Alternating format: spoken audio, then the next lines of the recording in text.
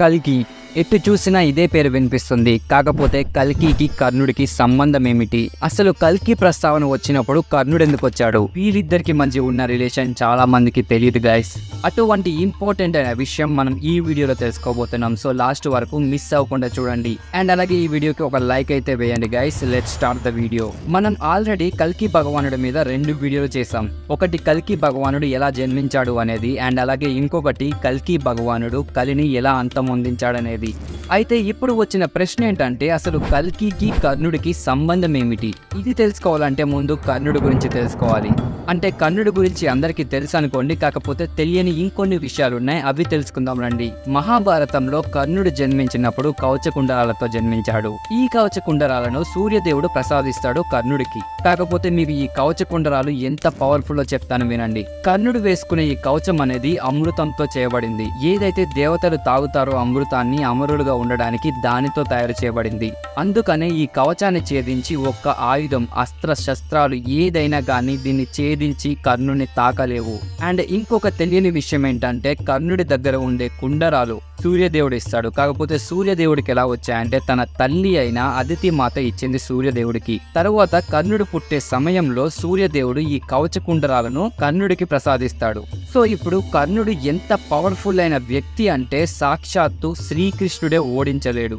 అంటే ఈ కవచ కుండరాలు కర్ణుడి దగ్గర ఉన్నంత సేపు ఎవ్వరూ ఓడించలేరన్నమాట. ఎటు సైడ్ కర్ణుడు ఉంటే అటు విజయమే లభిస్తుంది. కాకపోతే కురుక్షేత్ర సమయంలో మహాభారతంలో కర్ణుడు అధర్మం వైపు ఉన్నాడు, పాండవులు ధర్మం వైపు ఉన్నారు. సో ధర్మం గెలవాలంటే అధర్మం ఓడిపోవాలి. అంటే కర్ణుడు ఓడిపోవాలి. కానీ అది జరగని పని. అందుకనే కర్ణుడి దగ్గర నుండి కవచ కుండలాలను తీసుకోవాలి, కానీ అది ఈజీగా ఇవ్వడు. సో దీనికోసం దేవతలు ప్లాన్ చేసింది ఏంటంటే, కర్ణుడి యొక్క వీక్నెస్, అంటే కర్ణుడి యొక్క దాన గుణాన్నే తన వీక్నెస్ గా అక్కడ దేవతలు అనుకున్నారు. సో అందుకని ఇంద్రుడు మారువేషంలో వెళ్లి కర్ణుడిని కవచకుండరాలు దానంగా కోరుతాడు. ఆ తర్వాత స్టోరీ మీకు అందరికీ తెలుసు, కానీ తెలియని విషయం ఇంకోటి ఉంది. ఎప్పుడైతే కర్ణుడు ఆ కవచకుండరాలను ఇచ్చేస్తాడో ఆ తర్వాత మనకంతా తెలిసిందే కదా కర్ణుడు ఓడిపోతాడు అనేది. కానీ దీనికంటే ముందు కవచకుండరాలు ఇంద్రదేవుడు తీసుకున్న తర్వాత స్వర్గానికి బయలుదేరుతాడు. కాకపోతే స్వర్గానికి ఎలో ఉండదు. ఎందుకంటే ఇక్కడ ఇంద్రుడు మోసం చేసి కర్ణుడి దగ్గర నుండి కవచకుండరాలను తీసుకున్నాడు. సో మోసం చేసి తీసుకున్న వస్తువులు స్వర్గంలోకి ఎలో ఉండదన్నమాట. సో అందుకని చెప్పేసి ఈ కవచకుండరాలను ఓం పర్వతంలో దాస్తాడనమాట. ఆ తర్వాత చంద్రుడు దాన్ని దొంగలించడానికి ప్రయత్నిస్తాడు. సో ఇక దీంతో పని కాదని చెప్పేసి ఇంద్రుడు ఆ కవచకుండరాలను కోనార్క్ టెంపుల్లో, అంటే సన్ టెంపుల్లో దాస్తాడు. ఈ స్టోరీ అనేది కొన్ని కథనాల ప్రకారం చెప్పబడుతుంది గైస్. అండ్ అలా దాచిన తర్వాత ఇక్కడ కర్ణుడు అంతమైపోతాడు, ఇక్కడ పాండవులే గెలుస్తారు. సో ఎప్పుడైతే కలియుగం స్టార్ట్ అవుతుందో, కల్కి జన్మించిన తర్వాత మనకి స్టోరీ తెలిసిందే. మీకు ఒకవేళ తెలియకుంటే మాత్రం ఈ 2 వీడియోస్ చూడండి, మీకు పూర్తి స్టోరీ అర్థమైపోతుంది. సో ఇక వీడియో కంటిన్యూ చేద్దాం రండి.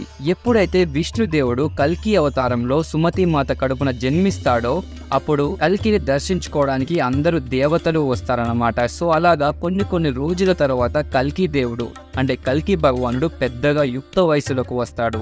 అండ్ ఆ తర్వాత కల్కి భగవానుడు శిక్షణ ఎవరి దగ్గర తీసుకుంటాడంటే పరశురాముడి దగ్గర తీసుకుంటాడు. ఇక్కడ పరశురాముడు కూడా విష్ణుదేవుని యొక్క అవతారమే. సో అలాగా ట్రైనింగ్ తీసుకున్న తర్వాత, అంటే యుద్ధ నైపుణ్యాలు నేర్చుకున్న తర్వాత కల్కి భగవానుడు ఆ కోనార్క్ టెంపుల్ దగ్గరికి వెళ్ళి ఆ కవచ కుండరాలను వేసుకుంటాడు. అంటే ఆ కవచ కుండరాలను ధరిస్తారు అని చెప్తారు. అవి ధరించిన తర్వాత యుద్ధానికి వెళ్తాడని ఒక కథనం ప్రకారం చెప్పబడింది. అండ్ ఇంకొన్ని కథనాల ప్రకారం ఏం చెప్తారంటే, కర్ణుడు చావు బ్రతుకులలో ఉన్నప్పుడు, అంటే చనిపోయే సమయంలో కృష్ణుడు కర్ణుడికి ఒక వరం ఇస్తాడంట. ఆ వరం ఏంటంటే, నీవు కలియుగంలో మళ్ళీ పుడతావు, అలా మళ్ళీ జన్మించి ప్రజలను ఉద్ధరిస్తావు అని చెప్పేసి వరం ఇస్తాడు అని కొన్ని కథనాల్లో ఉంది. సో ఇది గైస్ కల్కికి కర్ణుడికి ఉన్న సంబంధం. అంటే ఆ కాలం నాటి కర్ణుని యొక్క కవచ కుండరాలను కలియుగంలో కల్కి భగవానుడు జన్మించిన తర్వాత ధరించి యుద్ధానికి బయలుదేరుతాడు. సో ఇది గైస్ వీడియో మీకు ఎలా అనిపించిందో ఖచ్చితంగా కామెంట్ సెక్షన్ లో తెలియచేయండి. అండ్ మీకు ఒక చిన్న రివ్యూ అనేది ఇస్తాను. సో అది ఏంటో కాదు, కల్కి మూవీ రివ్యూ ఇస్తాను. సో చూడాలనుకున్న వాళ్ళు చూడండి, అండ్ అయిపోయిన వాళ్ళు మాత్రం స్కిప్ చేసేయండి. సో గైస్ నేనైతే కల్కి సినిమా చూడడం జరిగింది. నాకైతే చాలా అద్భుతంగా అనిపించింది గైస్. మూవీలో సాంగ్స్ డిసప్పాయింట్ చేసిన, స్టోరీ లైన్ మాత్రం చాలా బాగుంది. సో ఇప్పుడు నేను చెప్పేది స్పాయిలర్ కాదు, కాకపోతే ఒక చిన్న విషయం చెప్తాను. అది ఏంటంటే స్టోరీ లైన్ అనేది దీని చుట్టూ తిరుగుతుంది అని.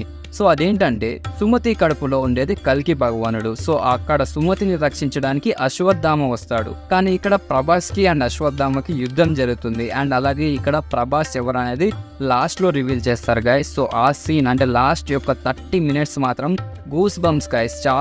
చాలా బాగుంది సినిమా. అయితే చూడని వాళ్ళు ఉంటే ఖచ్చితంగా చూడండి. అండ్ అలాగే ఇందులో మనం ప్రభాస్ యొక్క జోక్స్ కూడా చూస్తాం గైస్. అవైతే చాలా నవ్వు తెప్పిస్తాయి. అండ్ ఈ మధ్య మైథాలజీని బేస్ చేసుకొని అంటే మన పురాణాలను బేస్ చేసుకొని చాలా మూవీస్ అనేవి రావడం జరిగింది. అండ్ అందులో కొన్ని అద్భుతంగా తీస్తే, కొంతమంది చండాలంగా కూడా తీశారనుకోండి. లైక్ మనకి హనుమాన్ మూవీ ఉంది. సో హనుమంతుడిని బేస్ చేసుకొని తీశారు. అండ్ అలాగే కార్తికేయ 2 ఉంది. ఇందులో అయితే మనకి కృష్ణుడిని బేస్ చేసుకొని తీశారు. సో ఇలాగే కనుక మనకి మహాభారతాన్ని కూడా తీసుకొని లైక్ అంటే మహాభారతాన్ని కూడా ఒక మూవీ కింద తీస్తే ప్రతి ఒక్కరూ చూస్తారు గైస్.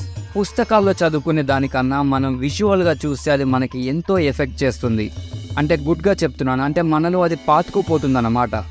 లైక్ మన మహాభారతంలో ఎన్నో పవర్ఫుల్ క్యారెక్టర్స్ ఉన్నాయి. కృష్ణుడు అవనియండి, అర్జునుడు అవనియండి, కర్ణుడు అవనియండి.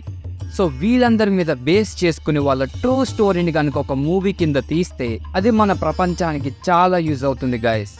సో దీని గురించి మీరేమనుకుంటున్నారు? అండ్ కల్కి మూవీ విషయానికి వస్తే మాత్రం ఇందులో మనకి అర్జునుడు కూడా ఉంటాడు గైస్. కానీ ఆ క్యారెక్టర్ ప్లే చేసింది ఎవరు అనేది తెలిస్తే మాత్రం షాక్ అవుతారు.